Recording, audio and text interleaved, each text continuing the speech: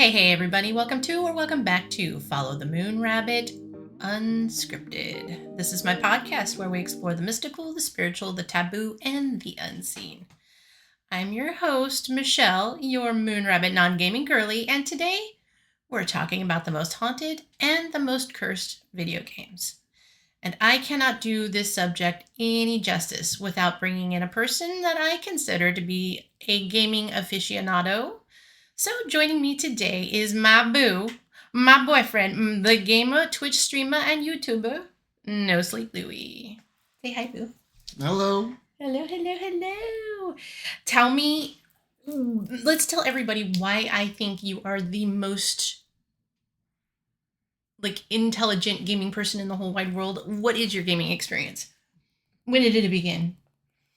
It began since I was a little kid, mostly because my mother tried her very best to get me away from video games.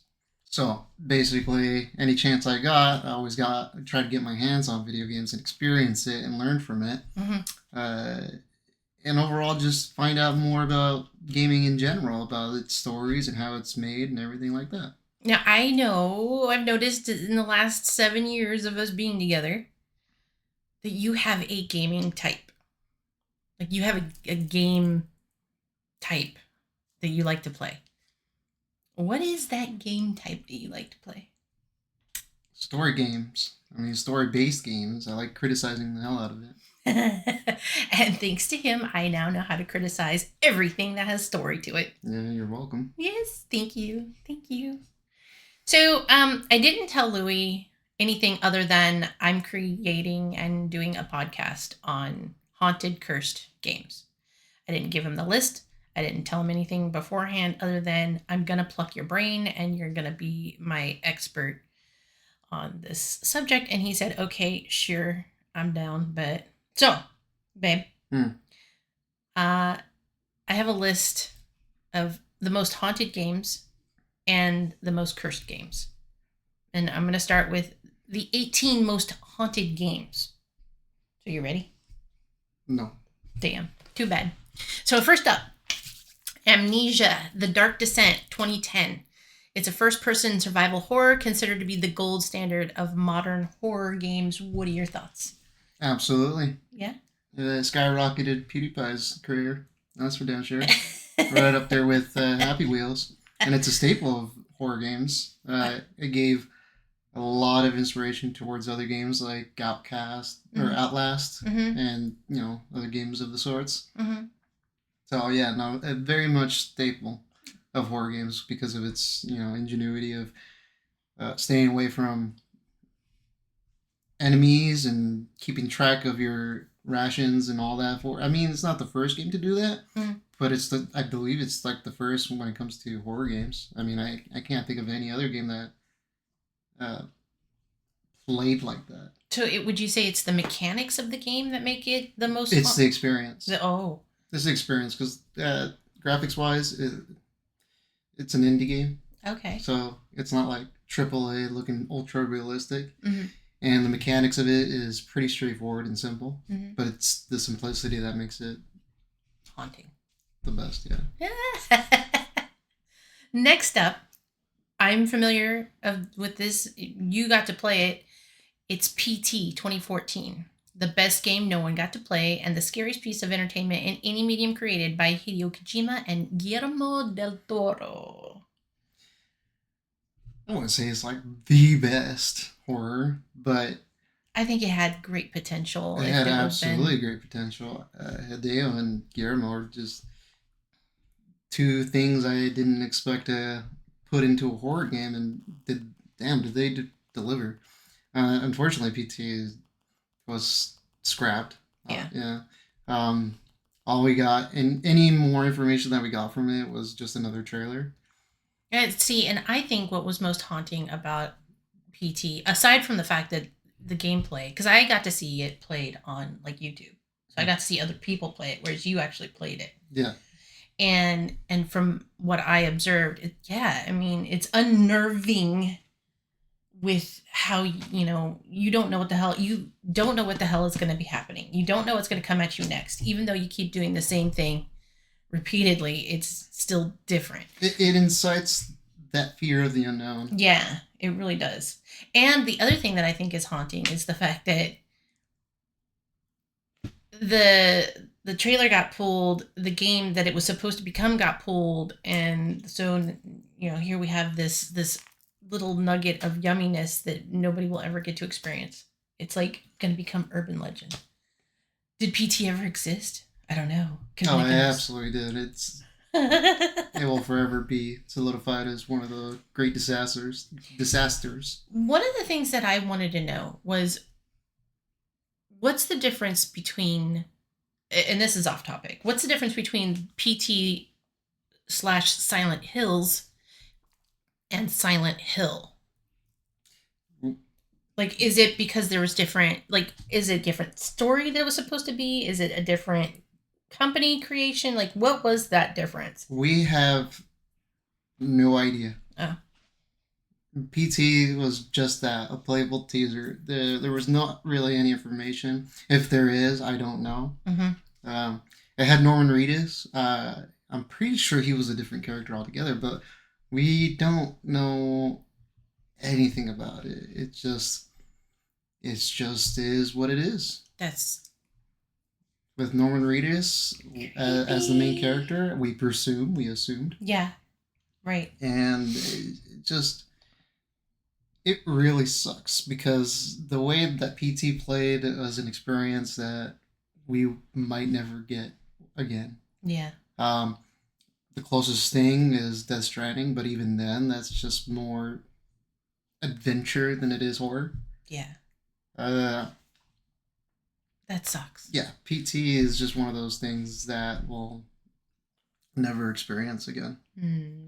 Number 3, Dead Space, 2008 and 2023. It's supposed to be a game that personifies fear of the unknown. Dead Space? Yeah, it's just one of those staples. Yeah. It's one of those staples in horrors, and I believe it's just more so a horror game that was its last in good horror game making. See, now, I remember you showing me gameplay of the 2008 Dead Space. And so when EA decided to remake it, and they took the time to communicate with the gaming community about remaking that game, like, I felt, as being a non-gamer, impressed with the fact that they were in touch with the gaming community about how they were going to remake this game. So much so that I made sure that we bought that game for us and watched you play it. And it is truly, the 2023 is truly beautiful. Like, the story-wise, mechanics, and design. It's gorgeous. Yeah, it just really sucks that they already, if I remember correctly, and if it's still a thing, that they're no longer making another Dead Space game. They have no interest in recreating the second or third. That sucks. Well, I mean, at least they remade the pretty one. Well, the yeah. Good one. And they even try to throw a Dead Space 4 at EA, but EA just told them no, absolutely not. Oh. So we're not getting anything more from the Dead Space era or series, which really sucks because there's so much potential in that game. There's a lot of potential in other games. Right. But Dead Space, it was just so unique that they could easily made a spin-off that absolutely could have revolutionized horror games in general. Right. With its atmosphere and world building and all that, they could have just easily made a spin-off like that, playing as a Marine or whatever they call them in the game. Yeah. Wouldn't it have been an equally haunting game? I mean, with Dead Space 3, it was kind of like that. I mean, you get to play with a friend. Oh, dang. But you play as one of those Marine dudes or whatever. Mm-hmm. So it was this engineer and this body armored character who try to get through the spaceship together. Mm-hmm. And that was really unique. And in fact, if it weren't for how Dead Space 3 was made in such a rush time, It would have been on this list. It would have been akin to. It would have broke the curse that is EA, which is after after the second game, the third one always bombs and they get cut. Yes, haunting. Number 3. No, we just talked about number 4. Outlast 2013, a first-person psychological survivor horror game. For it being a dev game or indie game, Outlast is indie. Well, so is Amnesia. Oh. Yeah. We'll get to that. Let's stick to Outlast. All right, Outlast. I feel like it's a successor to Amnesia. Very nice. It borrows a lot from Amnesia. I don't know if it's intentionally or not. But I remember it first coming out, and the only thing you could do is explore the first area. Oh. And it was very much not polished. Oh. And it was free to play. So it wasn't like you had to buy the game to play it, or it was early access or anything. It was just they threw it out there, and people enjoyed it so much that eventually they put more work and time into it, which became Outlast. Yeah. With its and I say that it's a successor of Amnesia is because even though they use a lot of things that Amnesia has done right and increased it to another level. Oh. With the inclusion of only seeing through darkness and all that jazz. It's just one of those other games that you need to experience in order to really appreciate that horror aspect of video games. Would you say it's haunting? That's the whole point of the game. It's haunted. You go to an asylum. What about Silent Hill 2, 2001, and 2024? Considered one of the most intimidating horror games ever. Silent Hill 1 holds a special place in my heart. I mean, with its cardboard pants and all that. Yeah, this is nice. Silent Hill 2, though. But Silent Hill 2 is just a fan favorite. I wish they redone 1. Even though 2 is a bit more... It's a bit better because it was on PS2. I believe 1 would have been the better pick, in my opinion. To be remade. Don't get me wrong, Silent Hill is just a nice thing to have for players who are new to the Silent Hill experience and all that. Which I had the pleasure of watching you play the remake, and it's gorgeous. It just sucks because even though it is a staple, it doesn't hold that experience over in time. Because back then it was like, what the hell? What is this? I'm scared. I'm confused. There's a lot going on. I don't know what's around the corner. But now it's because we've been, became so desensitized towards gore and aspects of life that eventually it became just another pretty cool game. And so we didn't get that same experience of, oh, this is scary. We're just more like, okay, yeah, I get it. It's like watching The Evil Dead. Yeah. It's one of those, like, at the time it was super scary, but now it's just like, that's hilarious. Yeah. Back when our brains were so wholesome. Yeah, like we could sit here and watch Chainsaw Massacre. Yeah. And just be like, oh, that's lame. Yeah, exactly. It's just like, oh yeah, he's gonna kill her. He's gonna kill him, her. This is what's gonna happen. That's tough. There he goes. He did it. Same thing with Halloween and all of these other classic movies. It just doesn't resonate with us because we've seen so much of life. Right. Now I'm sure younger people would appreciate that kind of experience, but even with younger people, they already had access to some other types of horror media. genre. Yeah. See, I think that for me, the only thing that would still be scary for me is watching Aliens from 1970 something with Sigourney Weaver. That shit still scares me. And the 1982 The Thing. That still scares the shit out of me. Yeah. The point I'm making is, like, with Silent Hill 2, even though it's a great game in itself, overall, they could have done more with it. Because Right. I know it's a remake and they're trying to stay faithful to the original source. Yeah. But the original source is pretty... Like, it had this charm because it was an old game. Yeah. Like, if you remade Super Mario 64, a lot of people were going to be like, Bruh. this is just the same game. Right. Just with better graphics. Who Right. cares? And so if you just play the original, you just get that sense of nostalgia, or even like that same feeling you're supposed to get. So if you're going to play Silent Hill 2 remake, it's just one of those things. If you truly wanted experience, you need to go play the old one, because the old one has that charm. Gotcha. So what about number 6 on our list, Resident Evil 4? We have 2005 and 2023, considered the most experimental and creepy. Well, I mean, actually, I take that back. It's supposed to be considered one of the most intimidating horror games. Silent Hill 2 was supposed to be the creepiest of the Silent Hill games. And it's definitely creepy, that's for sure. So, yeah, I got my notes mixed up. Okay, My bad. Resident Evil 4 is supposed to be considered one of the most intimidating horror games ever. Resident Evil 4 is not a horror game. No? It is not a horror game. It is an action game through and through.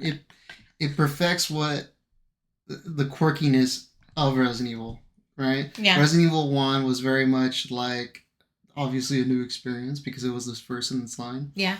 Where, it's horror because you get limited supplies, and, you're in these confined spaces of rooms, corridors, because you're in a mansion. Right. But because the PS1 didn't have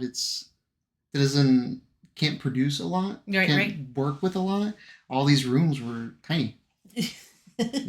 Ironically, considering it's a mansion. Right. So with small rooms, small corridors. Well, I guess in some aspect that plays into the fear. Exactly. It plays a lot into the fear, and especially with what are they called? Crimson zombies, I think they're called. Mm-hmm. Where they later in the game, where they get resurrected again, only more powerful and faster. No. It drives home to that horror aspect of like, I don't want to deal with this because I don't have much to throw at it. Right. So it's, you fight for survival. I'm gonna die. And throughout the years, when it came up to Resident Evil 4, I think they mastered what Resident Evil should be like, mm-hmm. which is a lot of action, mm-hmm. a lot of quirkiness, mm-hmm. and the only horror aspects of it is the small things. So then I'm going to jump ahead on my list, because on my list I also have Resident Evil 7 Biohazard, marked as Resident Evil but better. See, that's a tough one, because like they went back to their roots, mm-hmm. and so I feel like Resident Evil 7 is just another, I feel like it's like what they proceeded after Resident Evil 3. Right? Mm-hmm. It's what 4 should have been. You know what I mean? But 4... Damn, that sucks. 4 is like, it's completely its own thing. Right. That's what I feel like. It's its own thing. Resident Evil 4 is very popular because of how it handles its horror genre. Yeah. Where 7 just brings back what the original 1, 2, and 3 games provided. Mm-hmm. Which is scarcity and survive. Right. Where 4 is just more of like, fuck, I don't have enough bullets to kill these, so I'm gonna use my knife. I'm screwed. I'm not screwed. I'm gonna go find some more ammo and just pop their heads. Oh, dang. Okay. Like, rocket launcher, right? Resident Evil 1 had a rocket launcher, but that was after you beat the entire game. I forget how. Wait, what? Okay, wait. For Resident Evil 1, you got a rocket launcher at the end of the game? Yeah, because if you replay it, you'll be able to... I don't remember the specifics of how to getting it. Right. But it's definitely after you beat the game, because that was supposed to be the replayability. Oh. Because they want you to keep playing. They want you to keep playing, but it wasn't because it's to make their numbers higher. It was just more of like, hey, we wanted this game to be fun. And so it'd be fun to be able to play the game again, only not as scared. Yeah. So it became Resident Evil 4. Oh, God. After you play the game, it turned into Resident Evil 4. Where now you're just blasting zombies like no one's business. Damn. You see what I'm saying? Yeah. 4 is a separate thing. And with 7, they just brought it back to their roots. Mm-hmm. Gotcha. The same thing with 6. 6 and 7 is just like, I don't know. 7 is good. Yeah. So the next on our list then is Until Dawn, which is an interactive 80s slasher genre horror movie type game where your choices affect the NPCs. I feel like we should have more games like that. If they're going to continue making horror games, I feel like it should be more akin to Until Dawn. Yeah. That whole experiencing, being immersed, and being able to decide within a horror movie genre is just so good, and it's underrated. At the time, the graphics was phenomenal. Nowadays, it's just like subpar, which is hilarious. Yeah, well, I mean, it's been 10 years since that game was made. I know, and it's crazy how advanced we're getting. I mean, like 20 years ago, which was it's 2025 now. Yeah. So 20 years ago was 2005. 2005. That was before Dead Space, I believe. Yeah. So 2005. Dead Space was in 2007. So we had stuff like, what's it called? Silent Hill. I'm sorry. Dead Space was 2008. Silent Hill came out in 2001. Jeez. So we had we had Resident Evil 4 and all that. Right. Which is crazy. Right. But yeah, no. Until Dawn is a game that we should move more towards too. Not the decision making, not the slow pacing or anything like that. Not to say it's slow pacing, but compared to other horror games, it is right. But I feel like we should be moving forward with being able to control the outcomes of different characters and all that jazz. Yeah, I feel like that amplifies the horror aspect of it, because it's that. Again, the little sense of the unknown. Because you could easily play Dead Space and be like, okay, I'm just an engineer, but no matter what, I'm going to go through these enemies and continue on the story. Or Until Dawn, it's like, yeah, I can continue on the story, but like, I don't want to lose my right hand. I don't want to lose my right hand. I don't want to lose these certain characters. I don't know what could happen. So stuff like that. Like that. Where your decisions actually matter. Yeah, I can't imagine playing Resident Evil 4, not having Ashley, and then her dying in like the middle of the game. Being like, oh shit. I didn't know that could happen. Right. Or having Ada then die, and you're like, oh dude, I really fucked up, you know? Yeah. That would suck. So I feel like more games should be akin to Until Dawn, but I understand that that's a feat that's a tough mechanic to. Oh, absolutely, because you have to record multiple versions of dialogue, multiple outcomes. It's too much, right, for what games are being created like right now. Maybe Hideo could do it. Yeah, and like they can do it. It just takes more time. Right. Like I don't want to sit here and wait another 10 years. You know what I mean? Yeah. Because that's how it is. I mean, look at GTA 6. Like they came out with a release date. Not a release date, but a trailer, and now we're going on 3 years, 5 years. I don't remember when it came out, but it came out a long time ago. It's been a while. Oh yeah, it's been a while. And Skyrim came out in 2011. Yes, 11/11/2011. And then the only thing we got was an MMO, The Elder Scrolls Online. That's it. Yeah. And that's it. I mean, we're still waiting. Yeah. All right, so what about next on our list, Alien Isolation from 2014? One of the few games that encompasses the true fear of this movie's franchise, xenomorphs. That game is hilarious. Yeah? Not haunting? When it first came out, no, not haunting at all. It was ass. Absolute ass. And all because of a character inside of code. No. So modders went in, erased that one tiny thing, Mm-hmm. and worked as intended. Yeah. So it went from this buggy mess where it became more comedic than it was horror to now actually being a frightening experience. Nice. But again, it borrows a lot from the same methods of scarcity and avoiding enemies. Right. Just like Amnesia, just like Outlast.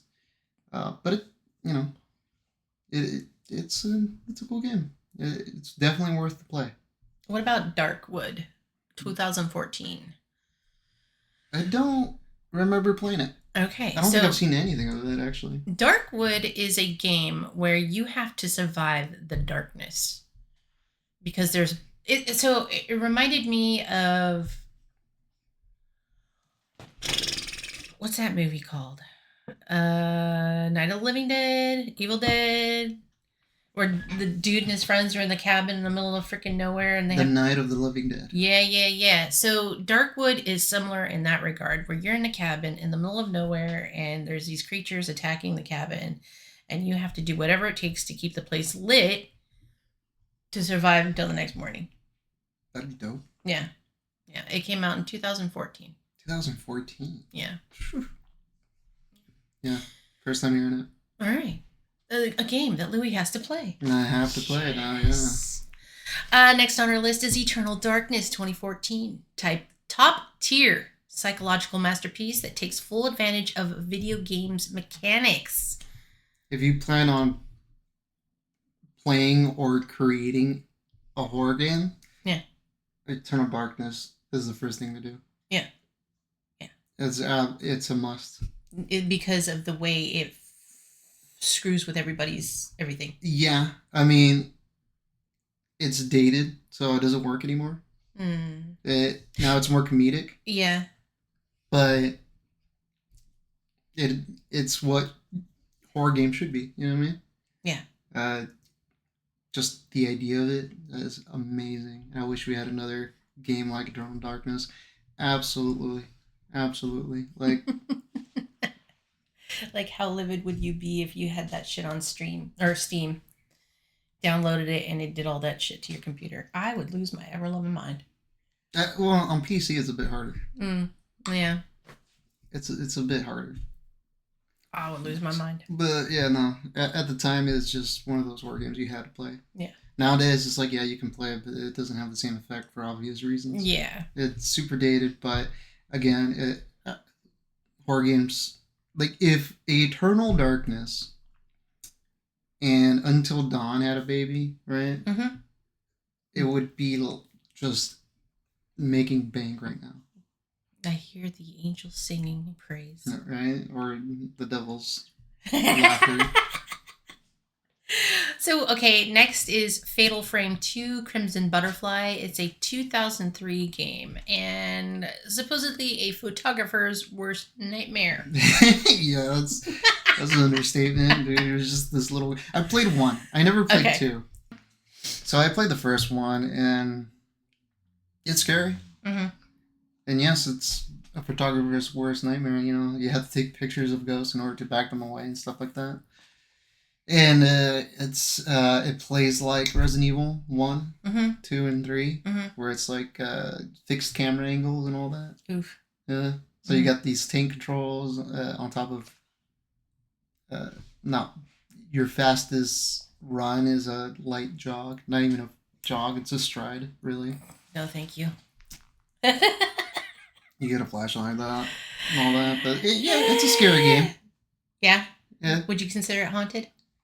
Haunting. It is haunting. I mean, it's not like, oh my god, I just pissed myself type scary, but it can be scary, yeah. Well, so one of the things that I was reading about it was how you, like, because you have to be in such close proximity to the supernatural while, you know, you take your pictures of them to get them to back away or whatever.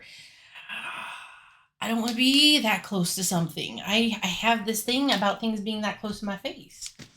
Well, then that game is definitely gonna scare you right out of your pants. No, thank you. And, you know, for you, it's a perfect game. Yeah. Photography and the supernatural. Absolutely. So. Absolutely. So the next on the list is Visage 2020, inspired by PT, and it's supposed to be an unnerving and gut-wrenching haunting set in the 80s. I mean, PT took place in the 90s? No. Was it? I thought it was like the 70s. Mm-mm. No? No, I don't think so. No. Maybe it was the 80s. I don't know. Never played Visage.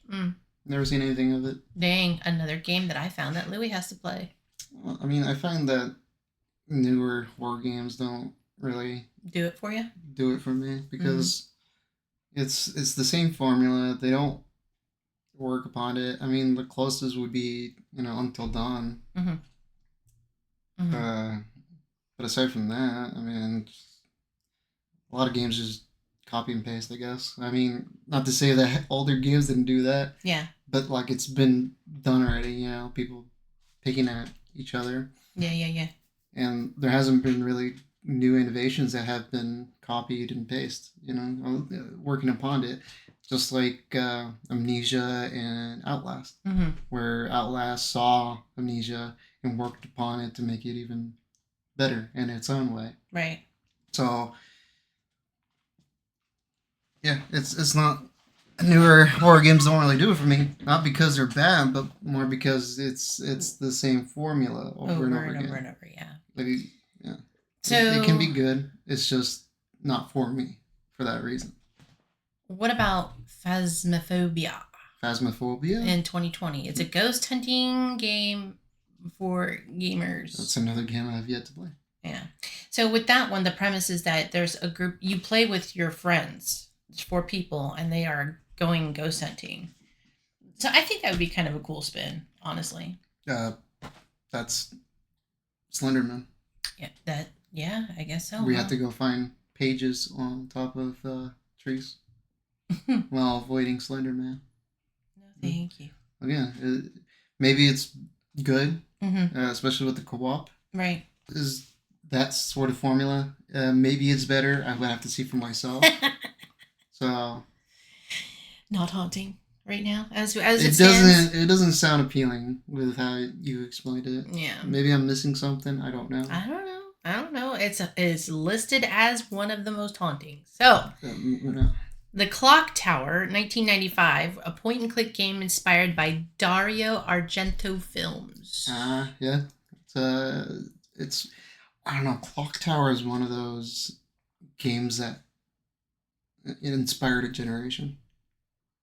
What is it?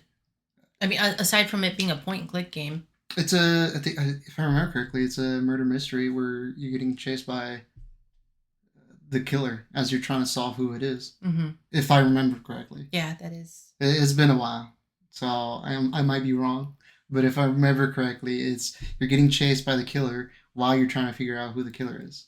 Or something like that. Yeah. Clock Tower, it takes horror to a new level.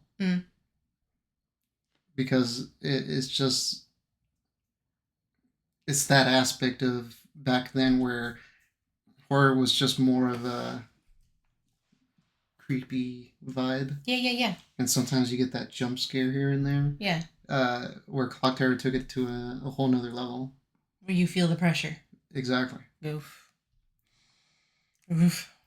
What about Alan Wake 2 from 2010 and 2023? It's considered a love letter to small town horrors, most associated with horror writers Stephen King and Stephen Lynch. While that is true, embarrassed to say, but I never played an Alan Wake game.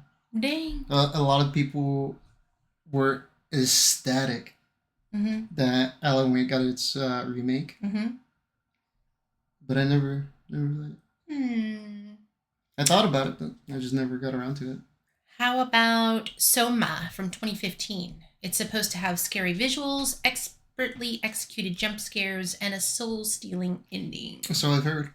It's another game I've yet to play. There's a lot of games I haven't played because the horror, again, is not something I play. Right. Well, you do play stories. So that's why I'm embarrassed to not have played Alan Wake, because I hear it's a good story. It's a great story. Yeah. Meanwhile, like Phasmophobia, I didn't hear anything about story. Right. There. Right. And then last on our list, I know you've played it, The Forest from 2014. Stranded on an island alone? What are you going to take with you? I don't think it's a horror game. Or haunting. It is very much a horror game. Absolutely, it's a horror game. The Forest did a lot of things right. I just wish they were able to perfect it, which they did not, unfortunately, with their sequel, Sons of the Forest. That's unfortunate. Because they wanted to build upon the whole mystery of the island type stuff, instead of working on the horror aspect. There's a lot of things that is just so good about the Forest. Like, the way you interact with the horror elements of the game. Yeah. Because there's like... Because you're on an island with a bunch of cannibals, and I don't know what to call them, honestly. A lot of creatures. Yeah. Right? Mm-hmm. The way you interact with them is just so unique. It's so good. Like, it's funny because it's like something I haven't experienced in a while, of that, like, my brain go funny kind of aspects, because it gives you that sense of like real life effect of things being creepy, because it should be. Right. There's the whole reason why we have fear in the first place, or stress. I mean. Yeah. Because if you're out in the wilderness and if things are creepy, that's just your brain saying, you know, there could be danger lurking about. Right. And in that game, it's exactly working upon that, because they do go around your camp. They do watch you from a distance. They don't always interact with you, but when they do, it's from an ambush and all that. Yeah. Like, there's a lot of things in the forest that just do things right. Exploration, the nighttime. And the survival aspect of it. Yeah. It gets to a point where in the game you become so accustomed to how the game is played and the types of things you could build, it just becomes a fun thing to play. Right. Which like I said, I've seen you play the game, and I've seen you play it with your little brother and your other friends, and then the plot twist at the end, it's like, oh, that's nice. That's nice. It looks like Minecraft, but scary. I wouldn't call it Minecraft. It's just a survival game. Right. Which I don't think there's any other horror game that does that. I didn't see any. Right. So next on our talk is the most cursed games.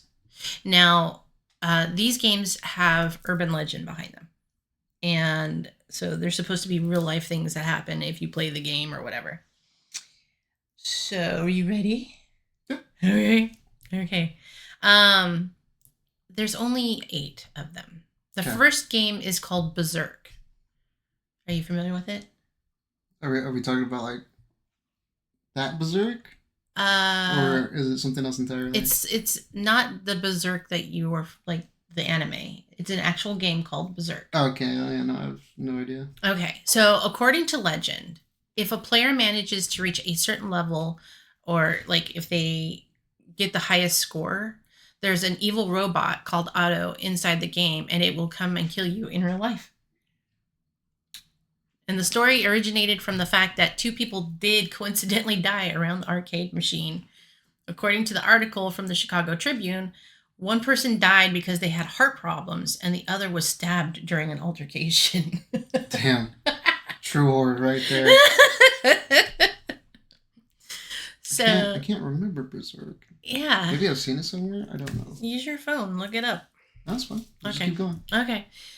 So the next on our cursed games is Super Mario Galaxy, the Shadow People of Shiverburn Galaxy. That takes me back. So, are you familiar with this urban legend? Not the urban legend, just reminiscing on the cursed Mario Galaxy. Yeah. It's such a good game. So, the people of Shiverburn Galaxy are dubbed the Shadow People of Hell Valley. That's right. Yeah, no, I have heard of them. They're like, it was a long-standing mystery within the game of like what's the story behind them, because people went into the game and obviously they hacked it to the point where they can zoom in and all that, but Mm-hmm. they're just silhouettes. Mm-hmm. Never talked about. Don't have any story behind them. Devs never acknowledge them. They're just there. We don't. Yeah. We have no idea why. Yeah. Someone hacked in and discovered that the file name for those beings are The Hell hill. Valley Sky Tree. Yeah, which is interesting because it just adds on more to the mystery of why are they there. Right, exactly. Like, and so people were asking, like, are they an enemy that got cut from the game, or is it a level that got cut from the game? I think the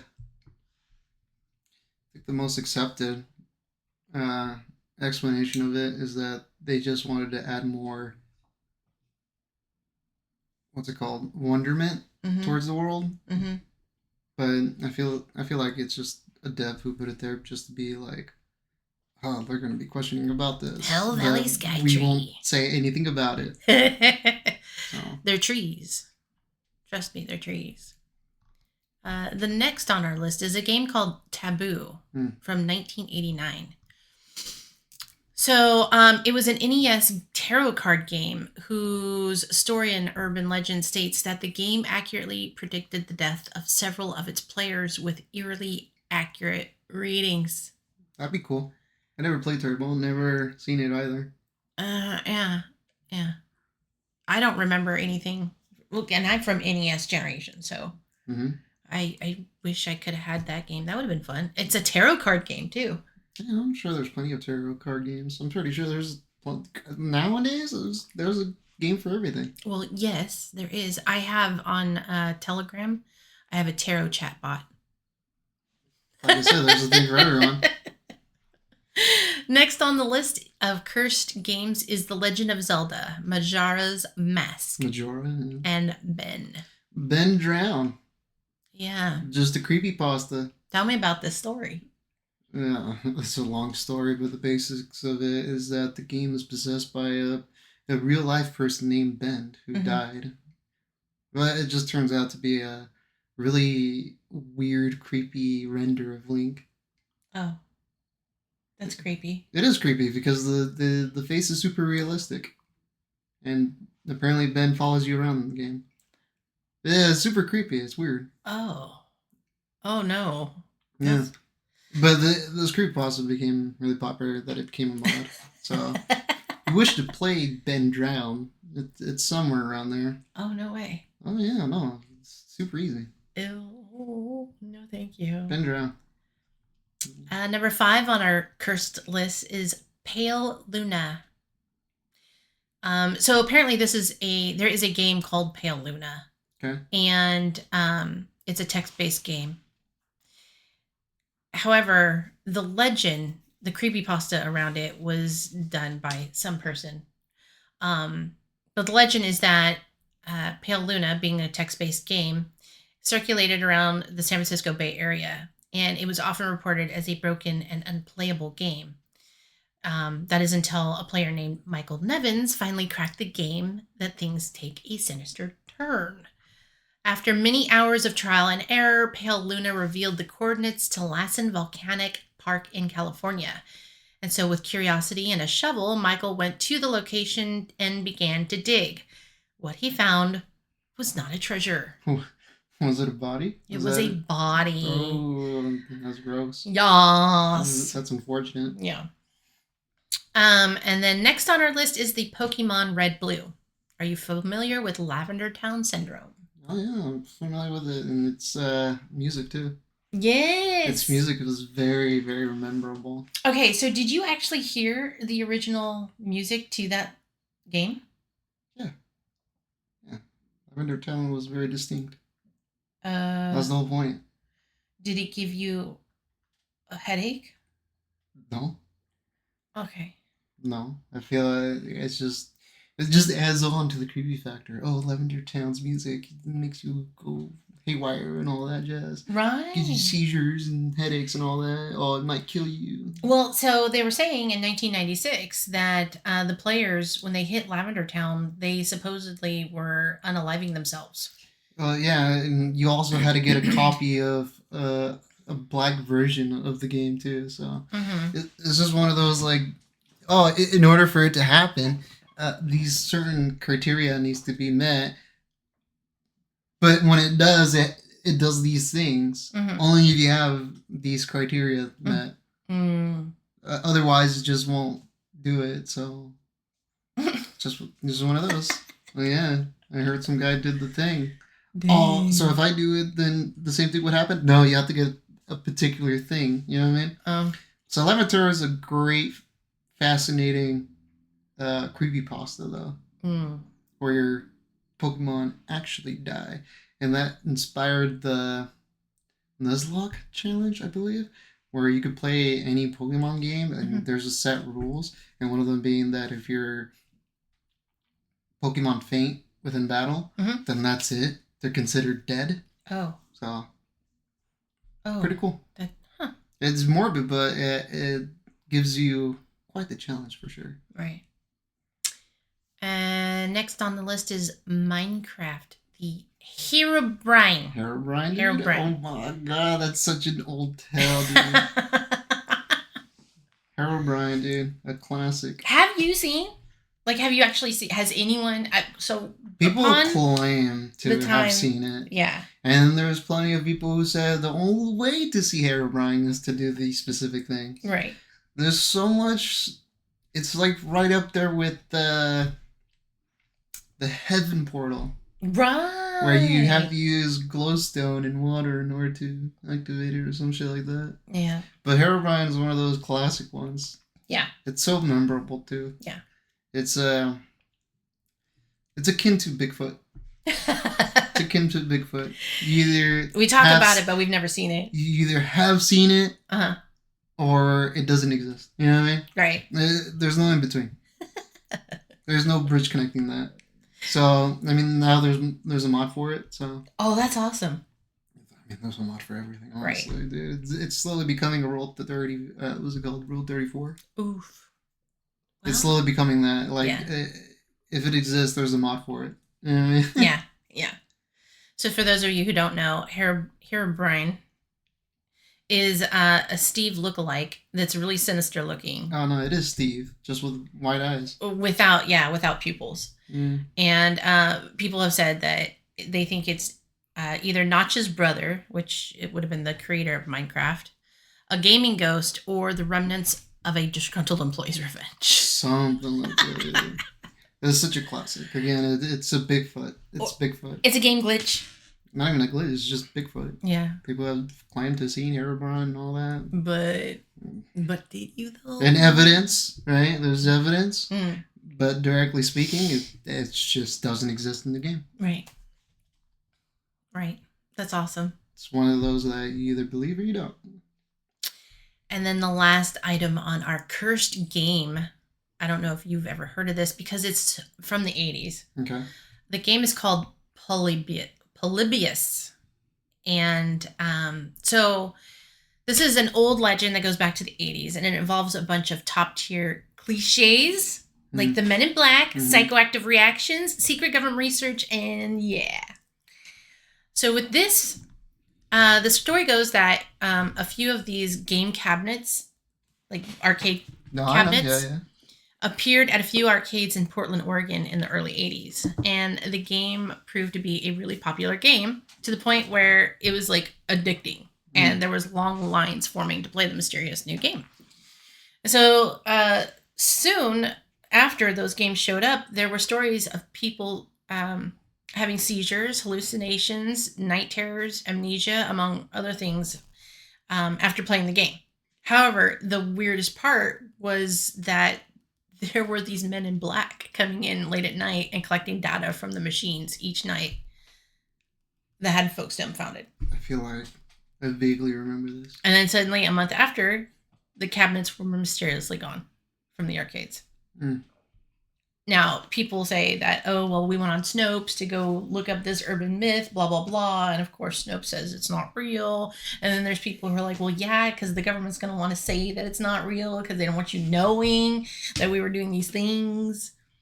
I feel like all the Men in Black stories, it's just a good medium to explain any phenomenon.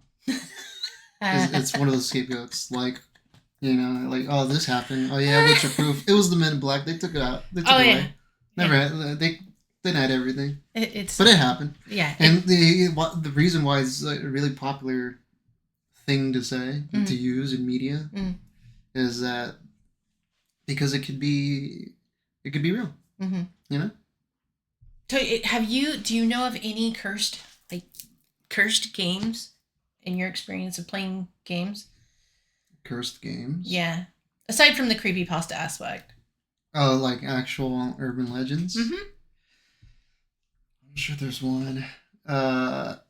Cursed legends. I mean, there's a lot.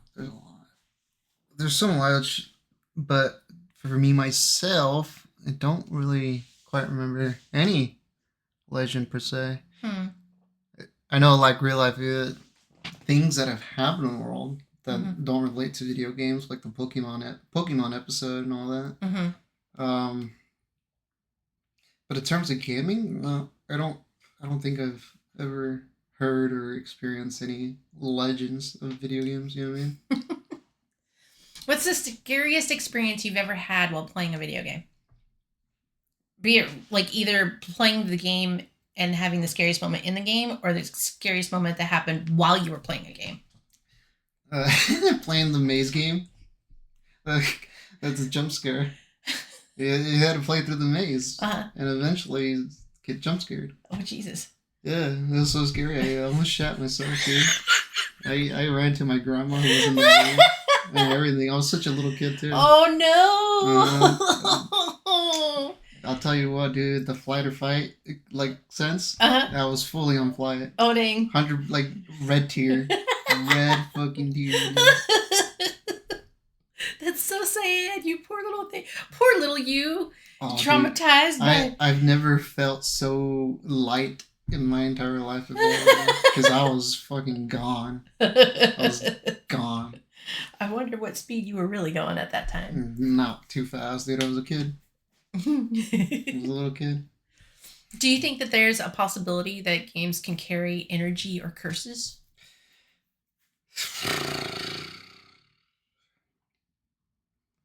I feel like it's one of those, if you just believe it or not. It's the same with pictures and other types of media. It's just one of those, like, if you believe it, so it is. If you don't, then it's not.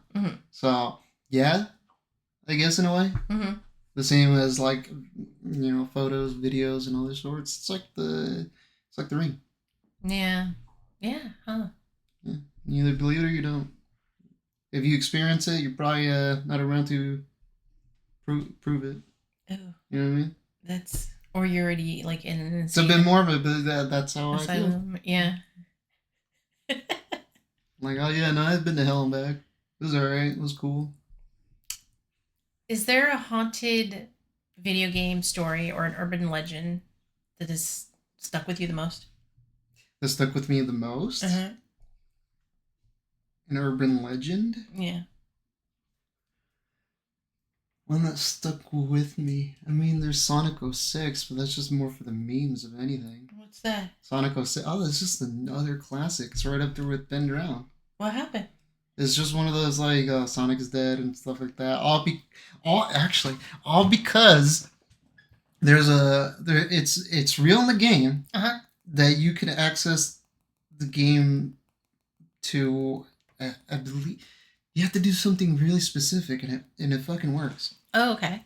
And it takes you to this very creepy version of the game. And from there, it spurred this entire creepypasta from it. No way. Called Sonic 06 EXE? Sonic EXE, I think? Something like that. And it's just full of death and all that. All because there's a creepy photo or picture within the game. Oh. Here, actually, I'll put it up for you. Yeah. What the hell? I think it's because if you pirate the game or something like that. Alright. Gives you that creepy message. Can you explain to the people who may be listening and cannot see what we're talking about? I think I can show them. Yeah, but for some people, they're not actually watching; they're just listening. Oh yeah, okay. It's this weird Sonic looking thing. He's pointing up in the air with one foot up, He's crouched over, and his face looks like a creepy gesture. It does. It really does. It's darkened eyes, no paint. It's all blue palette. Smiling, of course. So it's just a creepy render of Sonic. And for those of you watching on YouTube, you'll get a somewhere. Yeah, somewhere around here. Yeah, somewhere around here. Post editing. Post editing. You'll get that. But yeah, no, it's step photo mixed with some creepy audio. Mm-hmm. Again, this is from the top of my head.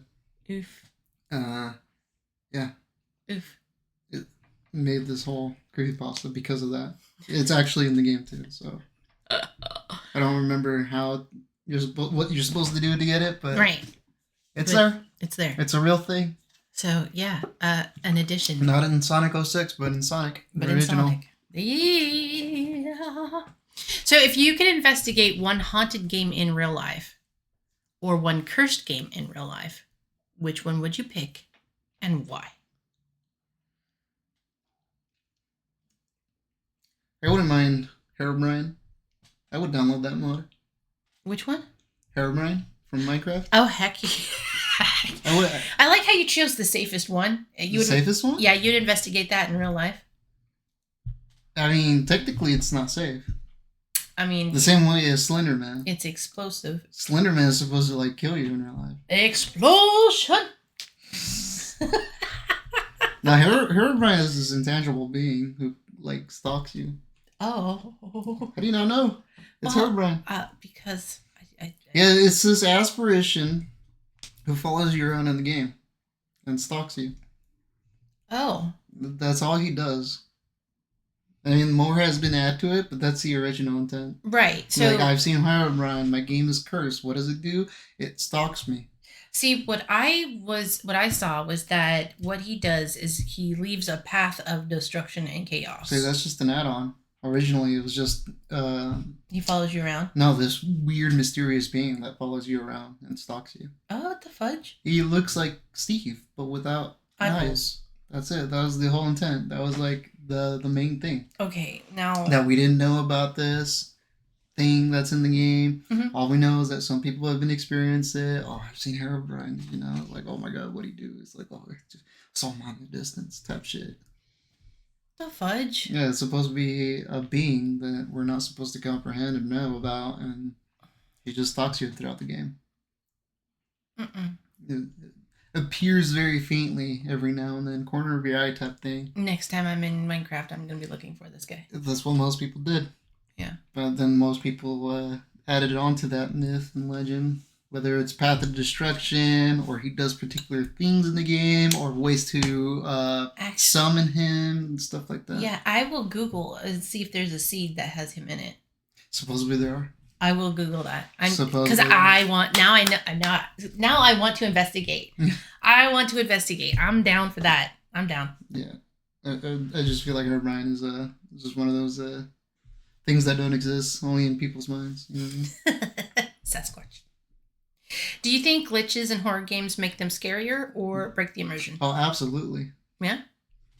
Absolutely. And tell me about a glitch that you encountered and that it scared the pee out of you. And it scared the pee out of me? Uh-huh. Or it just scared you? Any moments where game crashes and you just get audio glitches with a frozen screen. Oh, hell no. Because sometimes, I think I experienced this with Jak and Daxter 2.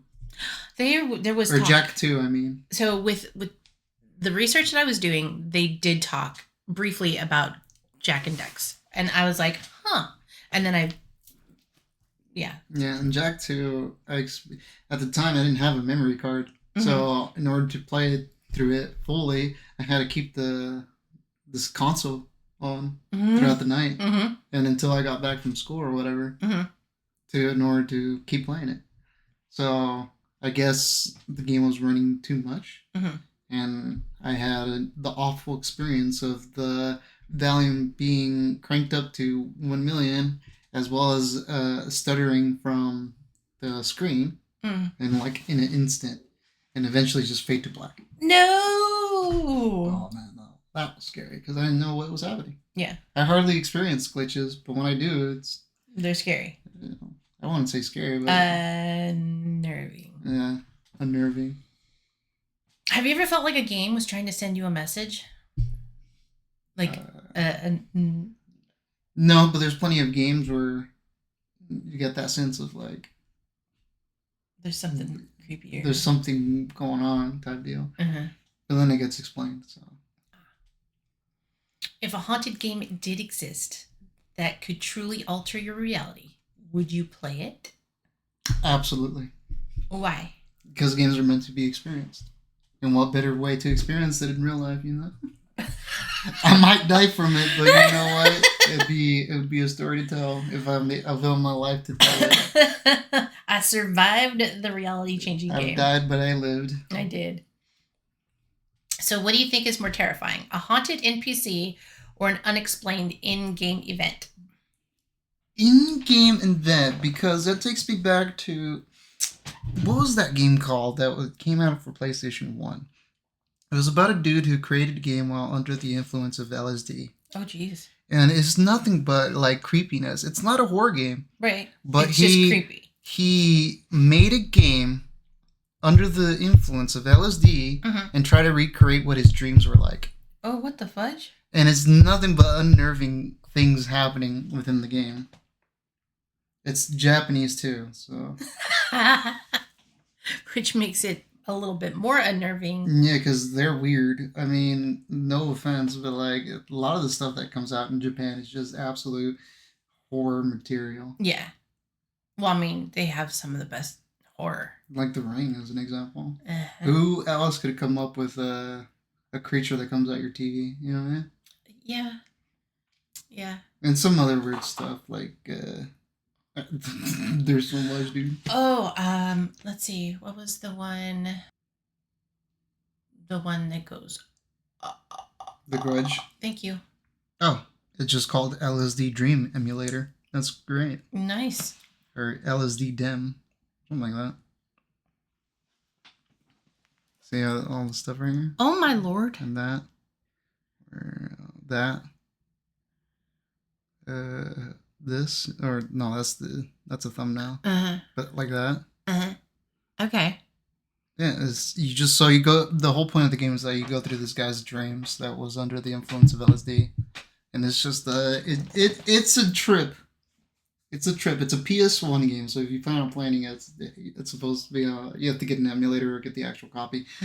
For legal reasons, you get a copy of it. Yes. Yes. Otherwise, I don't want you to be the people who can get an emulator that's super easy. Yes.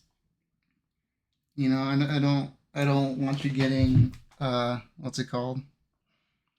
I don't want you getting something like PCX or anything like that and downloading from a website, many other websites like I don't know, Vimslayer or something like that, and downloading that particular game with that particular emulator. Yeah, because I mean, that would be very illegal and irresponsible because also, you wouldn't download a house, would you? Right. It might actually, curse your computer. Right. It might curse your computer. Yeah. So don't download it and experience this amazing experience that is someone's dreams under LSD. Yeah, and somewhere post-production I will have a picture of what we were looking at. Okay. Yeah, so what's your theory on why haunted or cursed video games have such a strong cultural fascination? The same reason why any stretch of media that deals with the supernatural comes to be. It's the fascination of some things that are there, but we can never seem to understand. We can't fully grasp it. The ghost, aliens, Bigfoot, and so on and so forth. Like the jackal and all that jazz has always been popular to pass down through generation to generation because of the aspect of it's there, we just can't seem to understand it. That's always been the thing. With Bigfoot, it's like he's there, but we can never understand it. Some say that he's a different species of ape. He's a different species of humans. This, that, and the other. But it's the idea that we will never know is what captivates people further research and try to explain these phenomenons. Mm-hmm. So it's the same reason why there's stuff like that in video games, where it's like something happens, but you can never explain it. So people just tend to go after it. Is that why you're drawn to it? Yeah, I mean, I would definitely play a modded version to experience Lavender Town, you know what I mean? Or to experience Sonic EXE, stuff like that. That'd be pretty cool. Yeah. I just wish there was one that was like real. You know what I mean? That would be. I think it would be kind of fascinating if there was a group of people who were familiar with, what it's like to actually encounter the supernatural, that collaborated with devs to do something supernatural. Because that would be next level unnerving. The closest thing would be Eternal Dark. Which is what messes with your TV and all that. Yeah. Hideo did the same thing with Metal Gear Solid 1. Mm-hmm. Now, what about that one Doom mod that deals with liminal space? That's kind of haunting. That one's super interesting. Yeah. It's not a creepypasta. And it's not even a horror thing. No. It's if I remember correctly, it's a well, it's a love letter to the book. No. No? I mean, kind of, yeah, it is, but it's more his feelings towards a friend that passed away. Mm-hmm. So it was for his friend that passed away. Yeah. See, now that story, that mod, that game, to me is way more haunting than the ones that we just talked about. Well, here's the interesting thing, right? it has a bit of sense of eeriness if you are familiar with Doom. Mm-hmm. More so than the average Joe. Mm-hmm. Not just from how the game works and all that and the secrets and whatnot. You can know the back of your head, whatever. Mm-hmm. But more so people who understand the making of the game. Mm-hmm. And everything that goes with it. Right. So people who understand that and how Doom works, especially people who've modded Doom, mm-hmm. will easily recognize the impossibilities that mod comes with. Mm-hmm. And I feel like that's a special kind of scary. Yeah. Right? To where, let's say you're playing Minecraft and you download a mod, let's say to make everything apparently. Okay, here's a perfect example. If you downloaded a mod for Minecraft that's supposed to be super weird, right? Mm-hmm. And you go about playing it and you're experiencing the experience, mm-hmm. and let's say you go into this random house that this mod built, mm-hmm. and inside that house, it all of a sudden is realistic, where there's realistic chairs and tables and even a ball, mm-hmm. right? Right. You're in your mind, you're like, oh, wait a minute, that's round. Exactly. This is not how the game is. Right. So that aspect of video games is a bit more eerie than most, and it's a technique that a lot of horror genres actually implement in their games, or mm-hmm. not games, but implement in that type of media. Mm-hmm. So, like Curse the Cowardly Dog, funny enough, perfectly utilizes that aspect of it, where you have a 2D cartoon, mm-hmm. but any horror that comes with it is always set in 3D. Yeah. Because that 3D-ness mm-hmm. always have that sense of eeriness because it doesn't belong. And that's what playing with liminal space is. No, liminal space is different. Liminal space is the feeling you get when you see a certain location that's usually has a lot of people in it. Not. Well, liminal space is also anything that resembles the in-between of here and there. That's what I'm saying. Like the offices, it's yellow. The back rooms? Thank you. The back rooms. Well, the back rooms is a different type of deal. It's supposed to be super scary. Right. That's an incredibly uneasy feeling. Right, but that creepypasta. Yeah, I guess so, because it's an accumulation of different rooms that otherwise should be normal, but is not. Right. So yeah, no, I guess you'd be right to some extent. See, but more so, it's a real life effect. Yeah. Because if you go to the gas station at 12 p.m., which is midday, right? Yeah, and you go to the gas station, you expect people to be there. But what if it's completely empty? Not even cars are going by. Like when we showed up at the gas station around the corner, and it was That's different. That's horror material, dude. You're trying to kill me at that point. Even Jonathan, because I went there to get gas. Yeah. And Jonathan said the same thing. He's like, that shit crazy. Like right there, right there. Oh, he was like, oh, what is this, dude? This is nothing but a horror flick right now. We're gonna die, aren't we? I'm like, hell yeah, we're gonna die, dude. That's why I took you here. Yes, I love it. But yes, that's what I mean. It's just, but like more so, like here where we live. Mm-hmm. Typically we're expecting a lot of busyness because. Right. Right? It's apartments. Right. But yeah, when it's super quiet, you get that sense of uneasiness. For me, it's kind of comforting. Well, maybe for you, but like that's not how it usually is supposed to be, right? Right. That's not how our brain is worked. Right. Right. Because you go to any other complex and you can hear like lots of people and lots of activity going on. Right.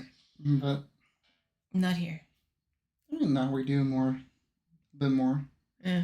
But yeah, it's the idea of how things that shouldn't works. Like that Doom mod is super interesting. Again, it does a lot of things that Doom is not built for. Mm-hmm. And it does a lot of things that is just so random and weird. Mm-hmm. It takes you to different places. I'm just happy that I found an interesting story that actually had a ending to it, right? As well as a book to be able to read, which I've yet to read. We've started it, and I feel like that's a topic for another time. It is, and I want to dive more into that game and liminal space, and because I talk about on one of my podcasts about being a psychopomp and what are the characteristics of being a psychopomp is someone who is drawn to liminal space because of it being the gateway between the here and the there. So yeah, I feel like it would be cool to dive more into that topic with you. That'd be dope. Yes. Well, thank you so much, Boo, No Sleep Louie, for joining me on today's podcast.